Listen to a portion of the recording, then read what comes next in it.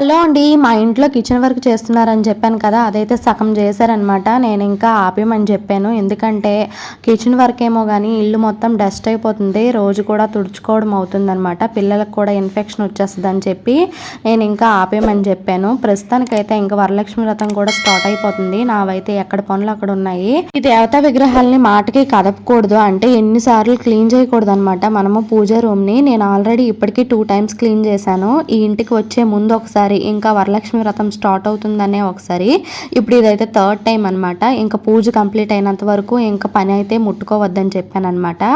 ఈ పటాలన్నిటికీ కూడా బాగా క్లీన్ చేసుకొని బొట్లు పెట్టుకొని ఇంకా ఎక్కడొక్కటి సర్దుకోవాలి. మీరు వరలక్ష్మి వ్రతానికి ఇంకా అన్ని క్లీన్ చేస్తారో లేదో నాకైతే తప్పకుండా కామెంట్ చేయండి. గౌరీ అమ్మవారికి కూడా పసుపు బొట్లు పెట్టి ముగ్గులు పెట్టుకున్నాను. ఈ అమ్మవారిని మా అమ్మ నాకు ఇచ్చిందనమాట. నేను దీన్ని దేవుడి మూల పెట్టుకొని పూజ చేసుకుంటాను. అమ్మయ్య, మొత్తం అయితే ఈ విధంగా కంప్లీట్ చేసుకున్నాను. ఎలా ఉందో తప్పకుండా కామెంట్ చేయండి. మరిన్ని వీడియోస్ కోసం నా ఛానల్ని సబ్స్క్రైబ్ చేసుకోండి. వీడియోకి చిన్న లైక్ చేయండి. Thank you. బాయ్.